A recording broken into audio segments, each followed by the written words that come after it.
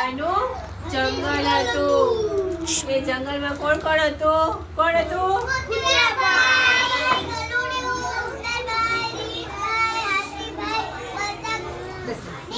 અને દેડકાભાઈ. આ બધા પક્ષી પ્રાણી બધા મળીને રહેતા હતા.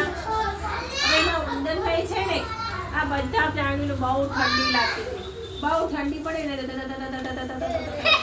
જૂજવા લાગે. હવે ઉંદરભાઈ છે ને, ઉંદરભાઈ એમને તો બહુ ઠંડી લાગી. એમણે શું કર્યું? પોતાના મિત્રને ફોન કર્યો કે ઓ મિત્ર ચુન્નુ, આ છે ને ઉંદરભાઈ નામ હતું મુન્નુ. એમણે ચુન્નુને ફોન કર્યો. હેલો ચુન્નુભાઈ, ચુન્નુભાઈ તમે કેમ છો? મજામાં છો? તો કે મને અહીંયા છે ને જંગલમાં બહુ ઠંડી લાગે છે, તો હું તમારા ઘરે શહેરમાં આવતો રહું. તો પછી ચુન્નુભાઈ કે સારું, તમે આવતા રહો. એટલે પછી તો આ મુન્નુભાઈ તો દોડતા ગયા ચુન્નુભાઈના ઘરે. થોડા દોડ્યા પછી થાકી ગયા. હવે એમને થયું કે ચાલતા જાઉં એના માટે ચલો મોટા પ્લેનમાં જતો રહો.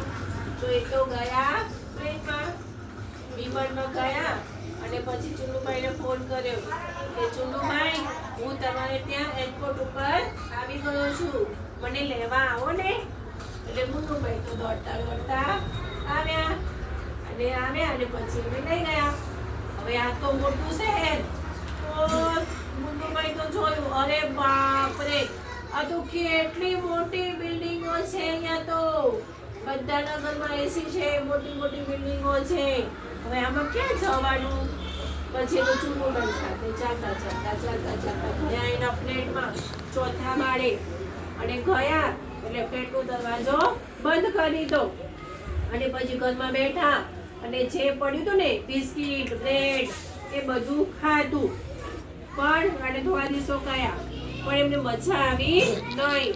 કે આ કેવું શહેરમાં તો કેવું બધા લોકો તો કોઈ હળી મળીને રહેતું નથી, કોઈ કોઈને બોલાવતું નથી. અને આ તો બ્રેડ ને બિસ્કિટ ને બધું ખાવાનું, મને આવું ના ગમે.